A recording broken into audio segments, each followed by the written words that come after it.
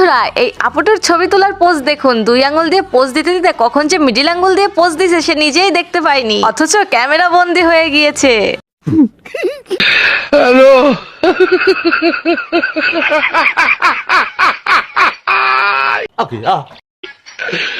ওরা কেন? ভাইয়ের বউ নেওয়ার টেকনিকটা কিন্তু দারুণ ছিল, কিন্তু শেষে এসে যে এমনটা হবে সেটা বুঝতে পারলে হয়তো এইভাবে আর বউ নিত না, কোলে করে নিয়েই যেত। চল ঝুটা।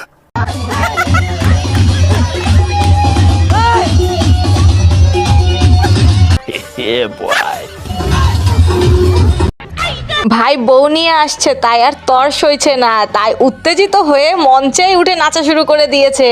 বলছি কি ভাই, সব এনার্জি এখন লস করলে হবে? রাতের জন্য তো একটু বাকি রাখতে হবে। বড় হারামি হো বেটা। মানুষের বয়সের সঙ্গে সঙ্গে যে বুদ্ধি হ্রাস পায় তা এই মুরব্বীকে দেখলেই বোঝা যায়। এই মুরব্বী কি কর্মকাণ্ড করলো চলুন দেখে আসি। আচ্ছা কি বলে?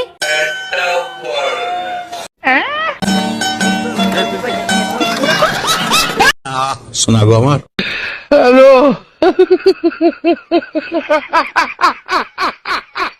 রুকো যারা। ওরা কেন? কেমন দিলাম? বিয়ের দিন হয়তো বা বউয়ের এক্স এসেছিল, ওই জন্য রাগে রাগে বর এমন ভাবে গলায় মালা পরাইছে যে মালাটা গলায় নাই, সোজার পায়ে গিয়ে পড়েছে। বন্ধুরা বারবার কইছিলাম বন্ধু তুই বৃষ্টিকালে বিয়া করিস না, কিন্তু বন্ধু সেই বাচ্চা বাচ্চা বৃষ্টিকালেই বিয়া করলো। বৃষ্টিকালে বিয়ে করার জন্য লে আমার বন্ধুর অবস্থা।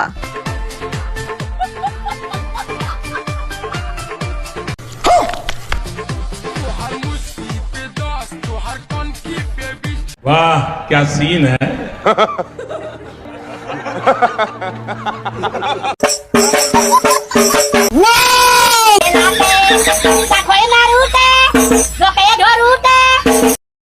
হাই হাই বোন, তুই তো পুরো মান সম্মানে ডুবাই ফেললি। বরের ভাইদের দেখার জন্য যে এতটাই উত্তেজিত, নিজের মুখের মেকআপ নিজেই যে কখন উঠে ফেলেছিস তা একবারও খেয়াল করেনি।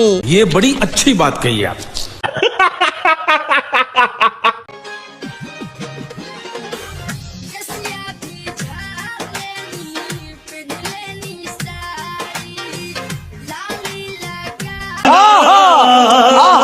চাচাই জিতছে মামা, চাচাই জিতছে।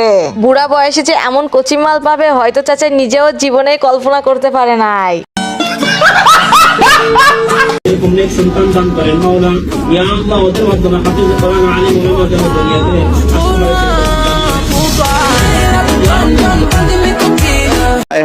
इतना सुकून। ভাইয়ের মনে লাড্ডু ফুটছে, ভাই জিতছে।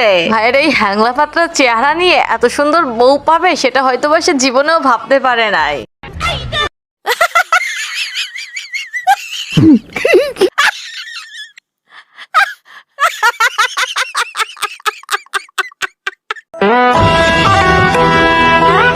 ভাই আমার কেকের জন্য আর কোনো ডিজাইন খুঁজে পাই নাই, এই ডিজাইনই খুঁজে পাইলি ভাই তুই?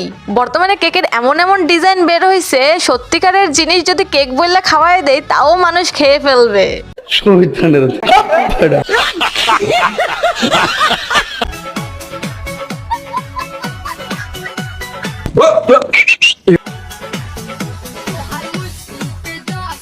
বড় হারামি হো বেটা। বরের যদি এরকম দুষ্টু মিষ্টি ভাই বন্ধু না থাকে তাহলে সেই বরের সঙ্গে বিয়েই করব না। বিয়ের দিন যদি শরম পাওয়া গিফট না দেয় তাহলে কি আর মজা হয়? কি বলেন? হ্যাঁ আমি বলুম না, আমার শরম করে। আমার বিয়ার লাইট, আমার বিয়ার লাইট, ভিডিও করতেছি, আমার বিয়ার লাইট আই ওই বয় লাইট। এ তো দেখতেছি পুরাই মেন্টাল কেস রে। এই বইন হয়তো বা আগে বিয়ে করছিল, তার বিয়েতে লাইটিং হয় না, সেই জন্য তার কাছে বায়না করছিল এইবারের বিয়েতে লাইটিং করতে, ওই জন্য এতই উত্তেজিত। गजब बेइज्जती है।